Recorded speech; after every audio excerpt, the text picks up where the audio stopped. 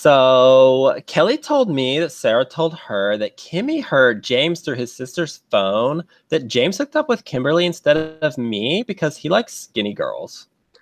Oh my gosh, Kimberly. Uh, Fuck. Okay, sorry. I did not comma that. There was no comma. I am so sorry. You did so well.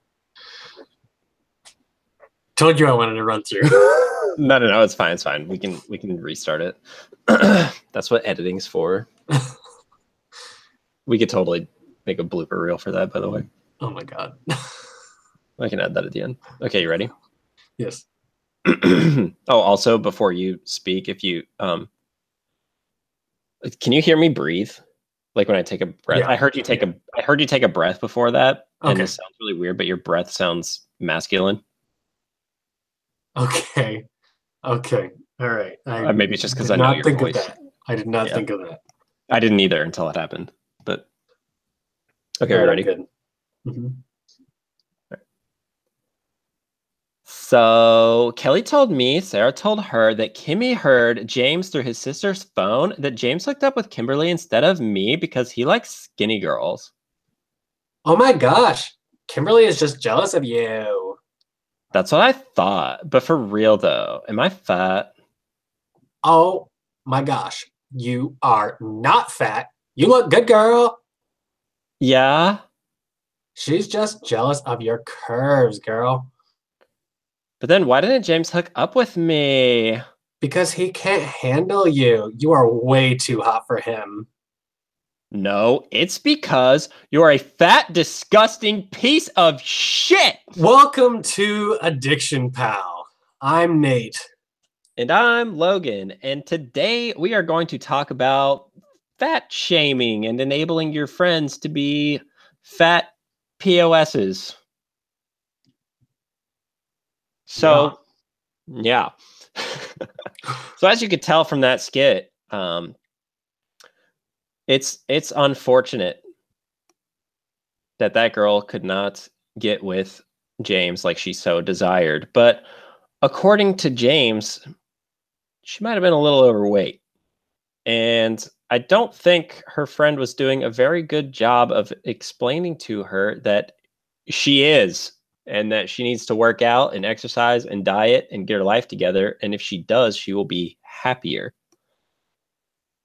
So that kind of brings me to my first point in all this, which is your real friends are going to tell you what you need to hear and not what you want to hear. And we're going to keep this theme based on obesity and just fitness and health, and how there's this new movement or newish movement that's been going on about accepting your weight and what's it called again? Healthy at any weight, any size. Healthy at any size. Healthy at any size. Okay, healthy at any size.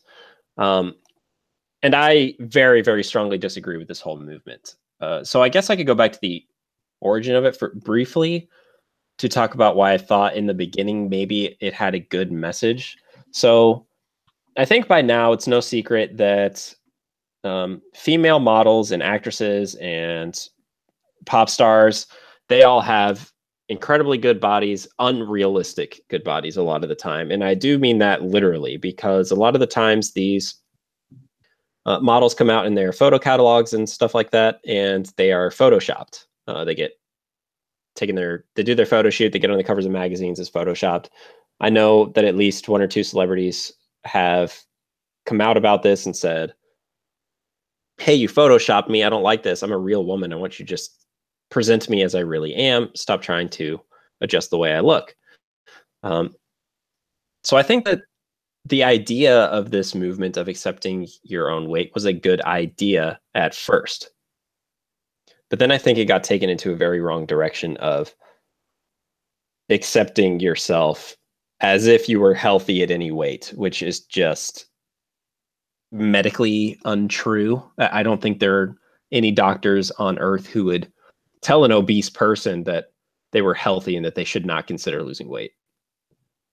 Yeah, so I guess my first thing is I feel like obesity is a really complex issue. So maybe to clarify some things, what do you mean when you say obesity? How do you measure whether someone is obese or not?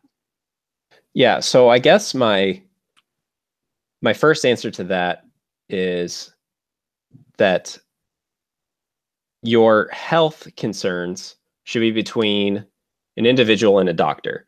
I think maybe there are some scales online and some information you can get to get a general idea of what your um, body mass index, I believe is what's called, your BMI, is supposed to be at. But honestly, I think get your annual or biannual checkup with your doctor, get your health checked out, get your cholesterol checked out, blood pressure, all that good stuff, and ask your doctor, am I a healthy weight? I'm sure the doctor will tell you anyways if it's a checkup, but to me, as far as how healthy you are goes, that should really be between you and your doctor. But the second part of that, go ahead. Go ahead. You go ahead. Okay. The second part of that answer for me is that being overweight or underweight, or just your physical fitness in general, I think outside of the realm of health that your doctor recommends, should also just have to do with what you are happy with. So if you're willing to put in a certain amount of work and effort into maintaining an athletic body, and that payout is worth it for you to be happy, then I think you should maintain that. So if you see somebody like a friend of yours or something that has been an athlete their entire life, and then maybe they stop playing sports or they get too busy with a new job or whatever reason it is, they start slipping in their health and they gain some body fat and they lose some muscle or whatever it is, you can tell that they are not in the shape that they are happiest being in. I think that's in at that point, they should be confronted by a friend to say, hey, look, I'm not necessarily saying you're unhealthy, but you're not in the shape that you used to be in. Are you sure you couldn't be happier? Okay, so I guess in response to your first thing about obesity is a question of meeting with your doctor. So I recently had a physical, and so that meant various different checkups. It seems like it's a pretty extensive prodding of all your different numbers. So getting my different numbers like my cholesterol, the good and the bad, and my BMI, and all of these things. And so interestingly, in the feedback that I got from my doctor, my BMI was just calculated by my height and my weight, which I guess I could probably have calculated that online using the table or whatever, right? Right. But this is what the healthcare industry predominantly uses. Is your BMI is calculated by I think it's your weight in pounds divided by your height in inches squared times 703, which seems like a very official number, right? Yeah. And so the truth is that doctors actually use this calculation for BMI when it's never been scientifically identified as useful information for individual health. So the conversations that people are having across the United States with their healthcare provider is totally unhelpful when it comes to conversations about BMI, because BMI, the equation for BMI was devised by a Belgian mathematician, statistician, who was trying to estimate obesity across millions. And that was the right formula that happened to work for his data. So it's not so much that the formula he came up with was a good predictor of whether or not you're obese or you're overweight or you're underweight or whatever. Instead, it was he had a bunch of data, and that was the formula that he used to fit to that data. So obviously, the data changes, the formula should change. To me, it seems like a very silly calculation in general. A much better estimation of your like fat to bone to muscle makeup seems like some sort of measure of density, which then would be some sort of like mass divided by your volume, right? Yeah. But BMI is your weight, which is, tied to your mass, divided by your height squared. So if anything, that's an area because it's a length squared. Yeah. But it's definitely not a volume. So if we really wanted to accurately identify people's fat content versus muscle content versus bone density, bone mass, it would be much better if they could put us in a pool of water and measure our density in that context, or even just a much more specific measure of your weight and specifically the amount of fat that you have on you is a measure of your waistline. But when I was at this doctor's office having my physical done, there was no measurement of my waist or anything. So the calculation that they gave, they concluded that I was overweight based on this, formula from over 100 years ago. So it seems like most people have no idea what their health situation is. How are they overweight? Are they underweight? Are they obese? This term is mostly meaningless, including health professionals, including doctors. So I don't know how we're supposed to resolve the situation if we can't even go to our doctor and the doctor doesn't know what a good weight for us is. Yeah. So in my original detail, when I was talking about the body mass index, I said you can look that up online yourself and get kind of a general idea of. I think that if you say, for example, if you're looking at a body mass index chart and it comes up saying that you're like morbidly obese or whatever the maximum overweightness on the scale is or something like that, I think at that point it's safe to say that you're overweight. And I would assume, I mean, I'm not a doctor, I would assume you will also have cholesterol problems and blood pressure problems at that point. So I guess you can have one and not the other. I guess you can have bad cholesterol and have a relatively healthy weight and vice versa. But I guess when I say worrying about your health, I can agree with the idea that the BMI chart is not an exact science, and I also think that is kind of obvious when you look at it, because I know I've seen a few different ones. One of them incorporates your age too. Okay. I was like, what is really supposed to be so different about you when you're 18 versus 28? I mean, you're still youthful, and I don't think that can really. Yeah, but I think that as far as numbers, like associated with cholesterol and just general lifespan, activity has a lot more to do with your longevity and having good cholesterol numbers than what your BMI is. So you can be borderline morbidly obese and have very excellent numbers if you work out every day. Yeah, totally. And I think something else too is, what if you are the exact same, what if somebody else, your exact same height, exact same age, exact same weight, came into the doctor's office and stood on the scale and they did the BMI test and they said that you're overweight and this guy's a bodybuilder? Yeah. So that just doesn't make sense, right? So I think, like you said, calculating bone to muscle to fat percentages or ratios, I think you said, I think that would be much more beneficial. And there are some body fat percentage tests and tools that you can use. I don't know how accurate all of them are. They're probably better than just a BMI test because that's, like you said, just a chart on a piece of paper based on some data. But I think that there are some.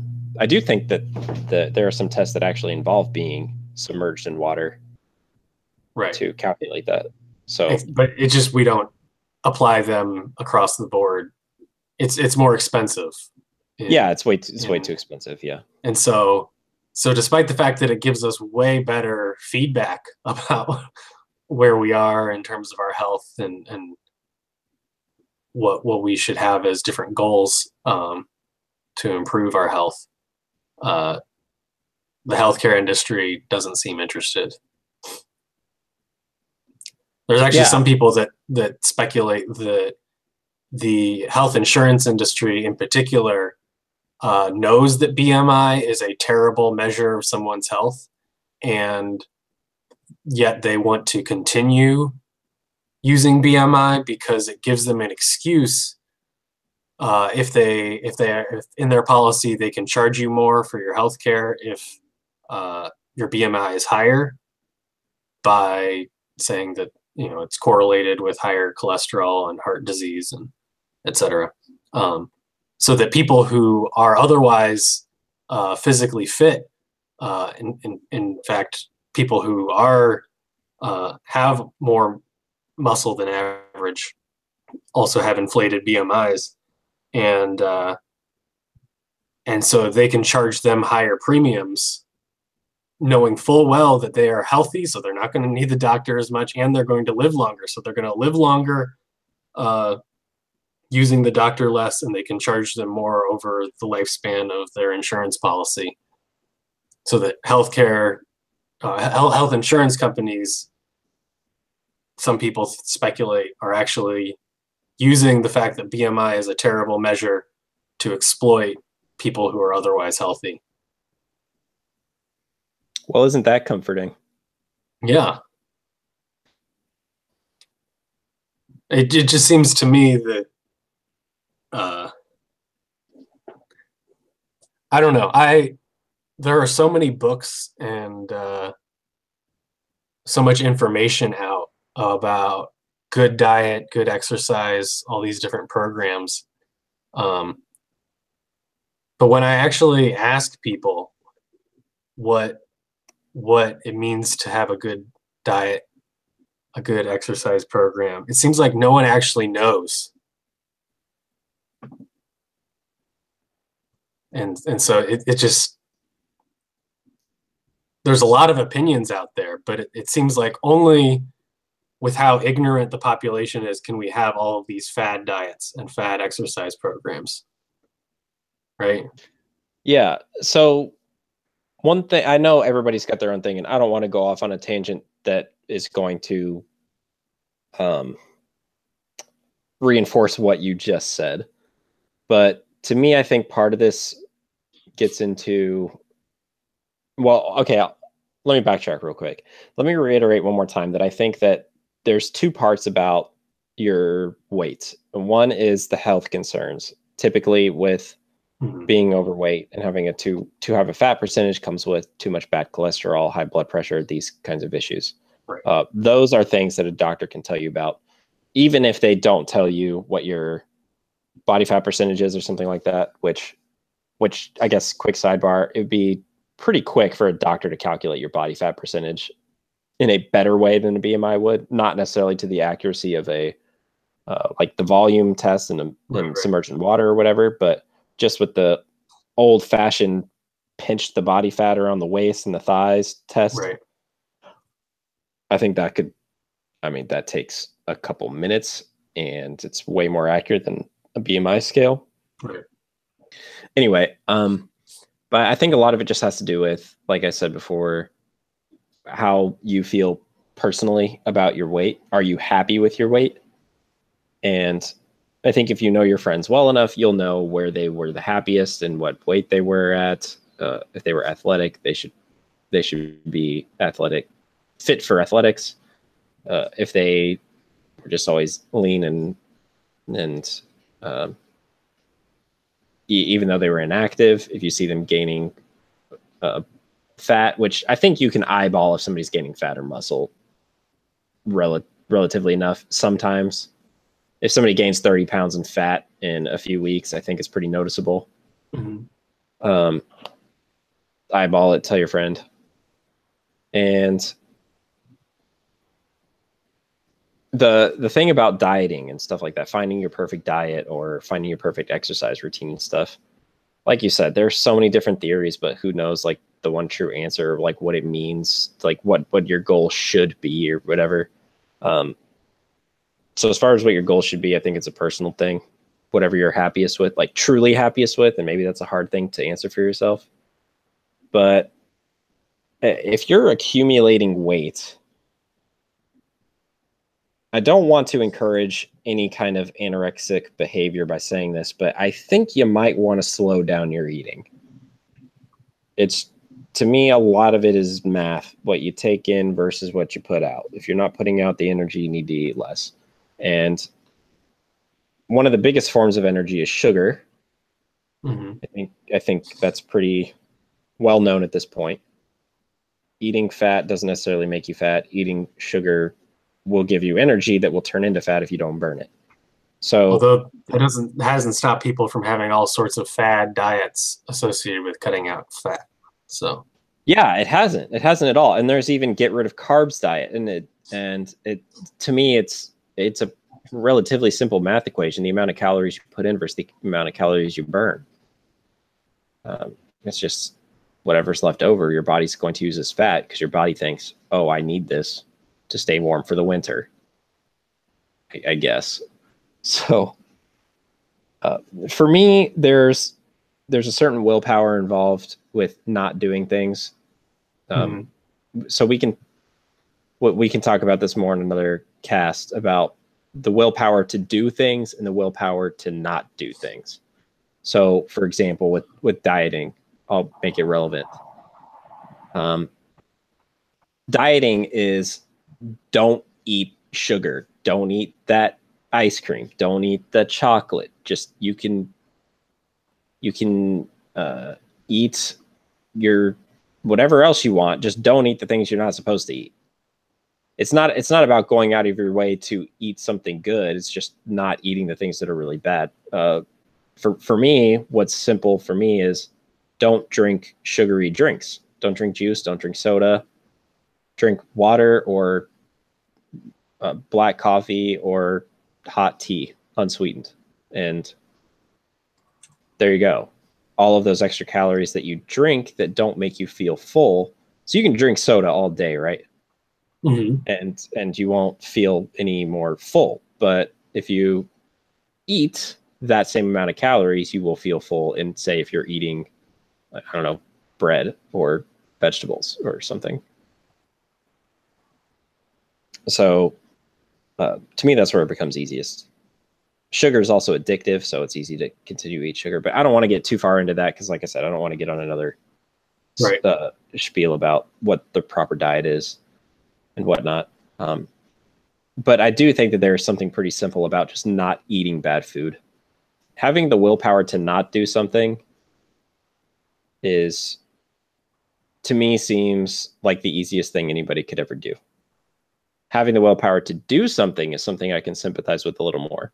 Like going to the gym every single day. I can understand why people wouldn't do that. You have to actually get up and go do something. But for the like not eating ice cream thing, it's real easy. You just do anything else. Anything else. You can sit on the couch. You can go to sleep. You can take a walk. Just don't open the freezer and get your ice cream out. So would you rather someone go hungry than eat ice cream? No, absolutely not.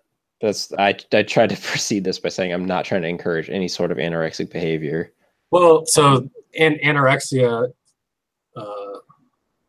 those sorts of eating disorders, I think, affect maybe 5% of the population. But I think that much more common is an issue of poverty, in that it's more expensive to eat high nutrition diets than high calorie but otherwise low nutrition diets. So I think that's another aspect of obesity that is so complex, because what causes it, obviously eating disorders have a psychological component to their cause, but there's also at least a strong correlation, if not a direct causation, between poverty and obesity, because it's a lot easier to afford a bag of Doritos for dinner than a salad. So go ahead. Go ahead. I was going to say, I wouldn't go so far as to say that it is, or that the unhealthier the food is, the cheaper it is. I won't go so far as to say there's a perfect correlation with that, but I will say there are lots of cheap, unhealthy options in an enormous amount, or not enormous, a very large amount of options. Large amount, that doesn't make sense. There are many options of unhealthy food that is very cheap. Yeah. And then, so I think that gets kind of into an issue of, you were talking about willpower to not do things or whatever. It's hard for some families to afford to have the good food.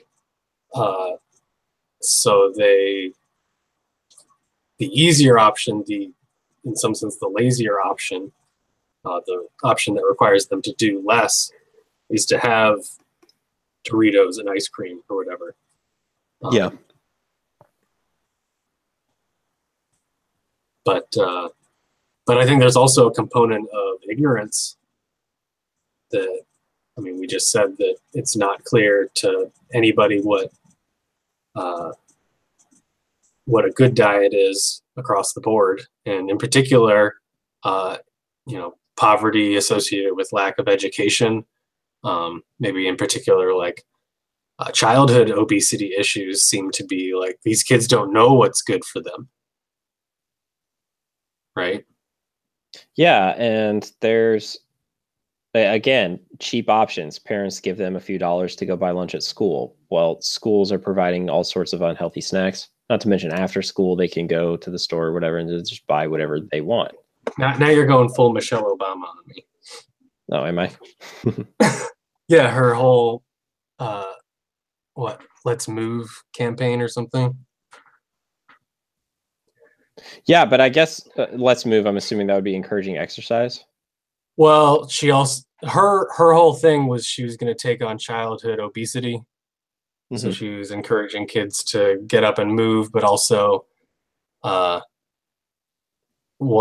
in 2010, Congress passed school lunch programs that, under her guidance, significantly cut the calories that they gave to students. Mm-hmm. And that's one of the reasons why I think Michelle Obama is a pretty cruel person.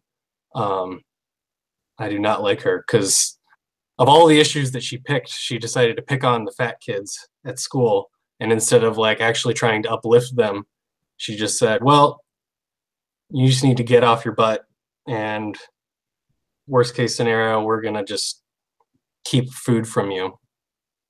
To the point that there was like YouTube outrage of these student athletes who couldn't get enough to eat in their school lunches to continue to participate in their after school athletic programs, because she had cut out to make these healthy school lunch options to fight childhood obesity. She was like literally starving children. This is the First Lady of the United States. Seems pretty messed up to me. So I don't know all the details about what was cut and whatnot, but definitely I'm assuming there'd be several student athletes, especially, I don't know, well, I would say wrestlers, but they're always trying to maintain their weight in one way or another. But just any athletes in general, right? They need calories. Swimmers need a ton of calories. Right. I know swimmer, when you and I were in high school, there was a kid on the swim team ate 3 Chipotle burritos for one meal. Like, that's insane. But he needed all the calories because swimming just consumes so many calories. And yeah, I don't think limiting the amount somebody can eat is the right way to go. I think adjusting the diet so you're not having too many easy calories that don't make you full, like soda, Right. juice. I feel like the whole juice thing. I used to love juice. Well, I still love to taste juice, the taste of juice, but it's very deceptive. It's full of sugar, and it doesn't make you full. Right. I feel like there needs to be a healthy ratio of the calories you intake and how full you get off of them. Right. Yeah. So I guess my issue with the school lunch program and Michelle Obama starving children in general is that it's a blanket response to the problem when, first of all, the issues like diet are very specific to the individual. And at the same time, the like blanket causes of socioeconomic obesity, like across the board, things like poverty or lack of education, was not anything that was addressed with this program, right? Yeah. It wasn't educating kids. In fact, this was part of the program that took away the food pyramid.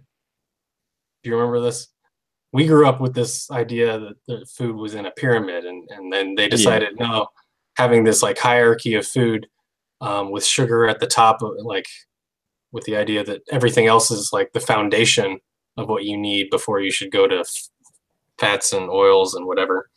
Well, they changed it to just a strict pie chart, so there's no hierarchy or anything anymore. But yeah, so there wasn't really an education program associated with it. I mean, how much of the obesity issue would be solved if we could just raise incomes? Potentially could be solved a lot. Or I would also argue just raise education on how to cook and be healthy in general. Right.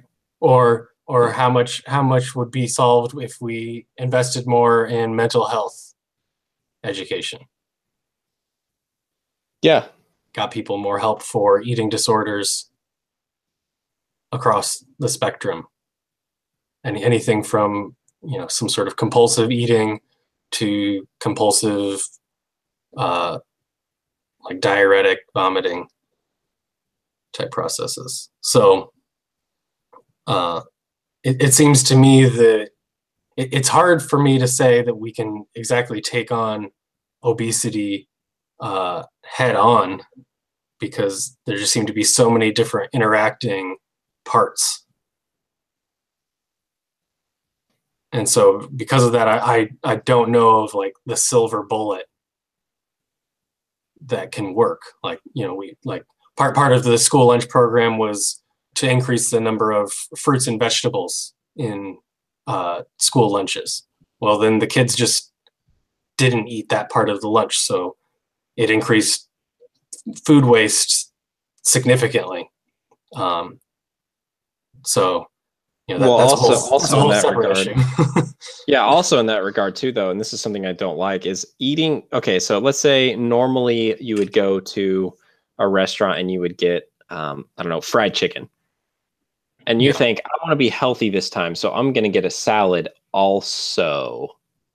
Well, okay, good job. You're getting some vitamins from the salad, but you're still eating the fried chicken. Now all you're doing is eating more calories. So when you're doing something like add more vegetables to the lunch, well, what if they did eat all those vegetables? Great, they're getting vitamins, but you're still just giving them more calories because they still have that same meal to begin with.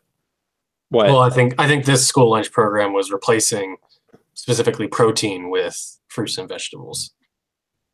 Yeah, well, then if the kids aren't going to eat, then, well, I guess you got a whole new problem, right? Right. That was part of the issue, is that if you have highly nutritious gruel that no one wants to eat, then that's still not helping kids get the nutrition they need. Yeah, I've seen some pictures of school lunches our school lunch. I thought our school lunches were fine. I mean, I was in great shape all through high school. Yeah. I was so hungry every day when I was that age. I mean, teenage athlete. I was eating 2 full lunches a day plus like some kind of snacks. And I was still I mean, both you and I we ate a ton of food for lunch every day. Sure. And still in great shape. And yeah, I'm not complaining about my school lunch experience at all. It's what has happened to school lunches in the last decade or so that I'm more concerned about. Yeah, that's what I guess that was kind of my point, was that maybe, well, I guess every school is different, and I only really know much about my school in the 2000s, but we didn't have like a super especially healthy lunch program. I think we had some options. I think there was like some fruit in the line and stuff like that, but for the most part, we did have the traditional sugary drinks and yeah, I had whole milk, sodium food. Yeah, I had whole milk. I had 2 cartons of whole milk every day, 2 cups of juice. Well, that is banned under Michelle Obama's school lunch program. No whole milk. So we have chocolate milk at my school. You can have chocolate milk as long as it's skim. It can be flavored and be skim. If it's just white, it can be 1%, but no whole milk. Oh. So fascinating. Maybe that's why we don't even have milk at all at my school besides the chocolate milk, which they got rid of, by the way. Oh. They just stopped selling it. I don't know why.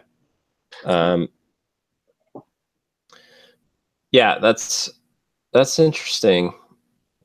But I think that especially when you're dealing with the psychological element of I think in your situation, you know how to deal with your friends to motivate them. But in general, I think when I hear about fat shaming, I guess the word I focus on there is shame.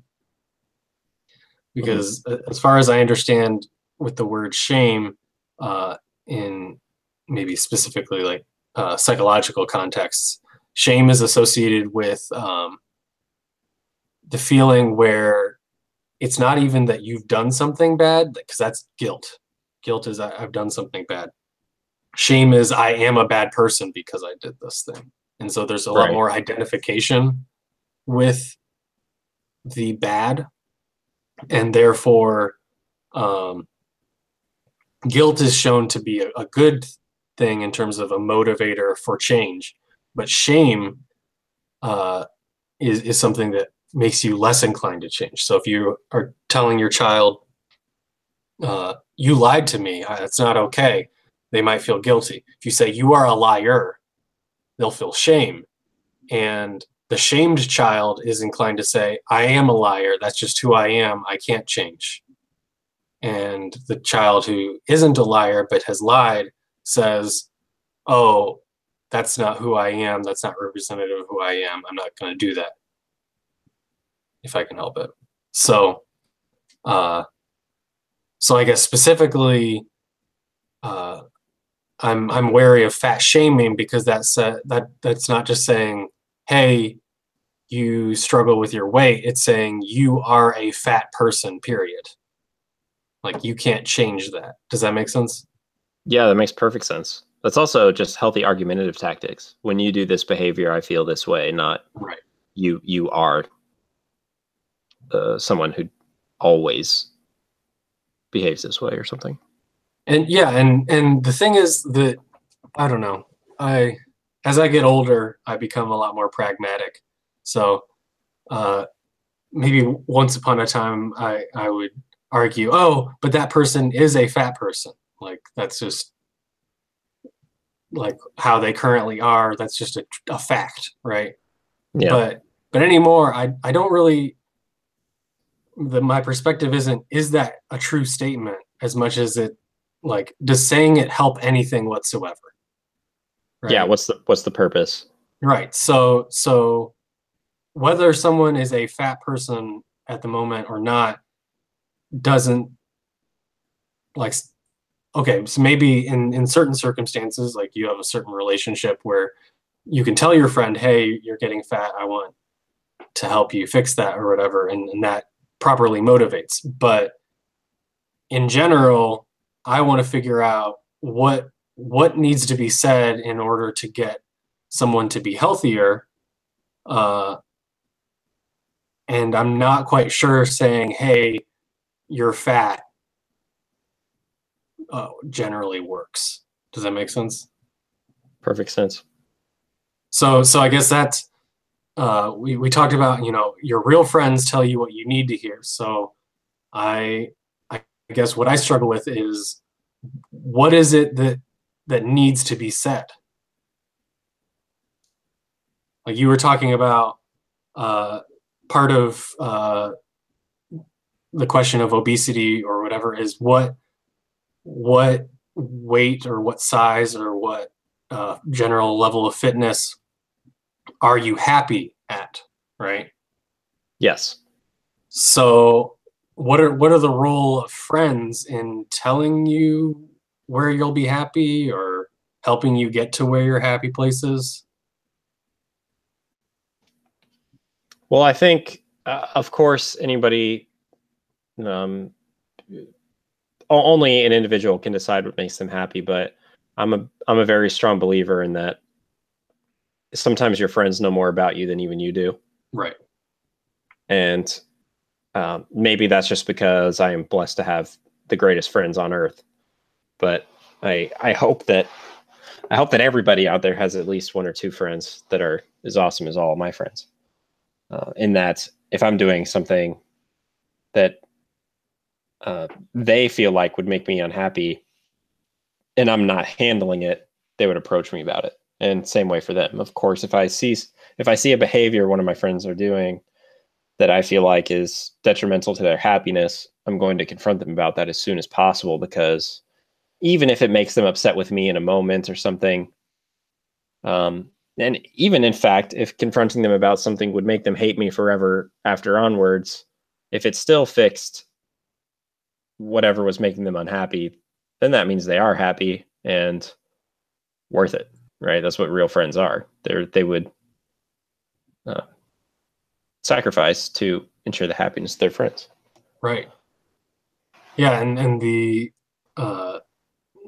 it isn't a symmetrical friendship, but one of the people that I like to follow, an OG on YouTube, Boogie2988, has recently gone through gastric bypass and has lost 150 pounds plus, and just watching his journey and what he's gone through, and how before he could even really address his weight issues, he had to address his mental health in a lot of ways to prepare himself.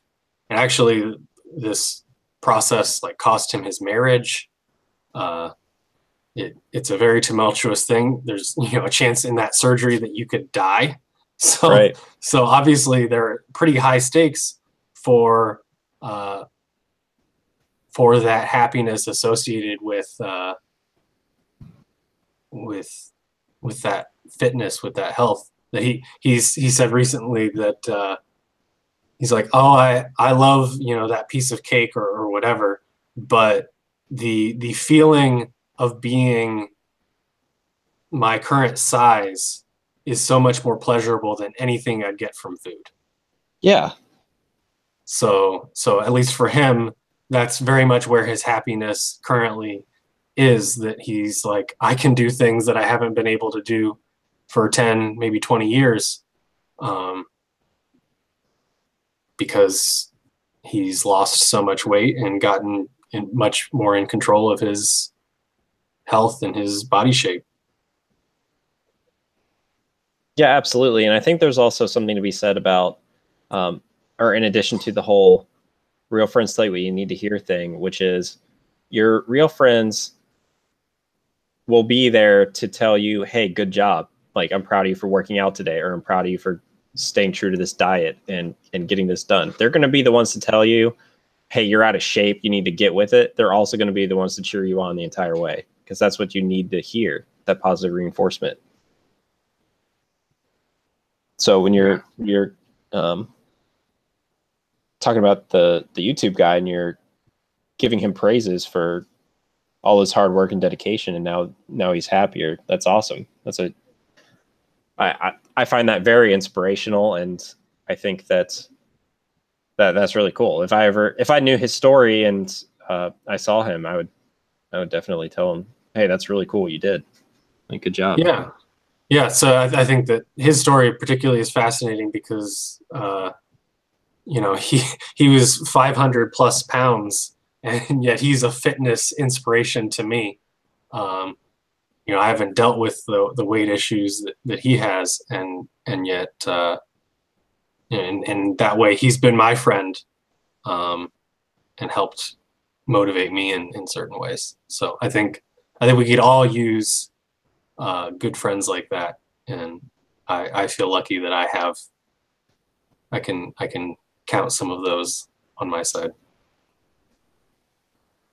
Yeah, I totally agree. I mean, I feel inspired just from listening to that story, and I have no weight problems to speak of in comparison, but it's still inspirational for me to hear that, and I'll definitely pass that story along too to anybody that might help. Yeah. It's really cool. So are there any final thoughts that you have about this topic, as we have gone on for quite some time about fatness? Well, I think that what you were saying about the will to go without is something that really interests me. And so I don't know if our audience has more they want to hear about that, but I wouldn't mind next time getting more into that. But I'm good to call it here. Awesome. Yeah. If anybody listening, our awesome viewers, want to hear something about the willpower to not do things versus the willpower to do things, let us know, and we can do that episode next. Otherwise, leave any comments that you have about this episode or about future episodes that you would like to hear about. But in the meantime, stay awesome. And I'm Nate. I'm Logan. I'm Nate. Hey, have a great time. We'll see you next time on Emerging from the Rabbit Hole on the Addiction Pal channel. Take care. Bye.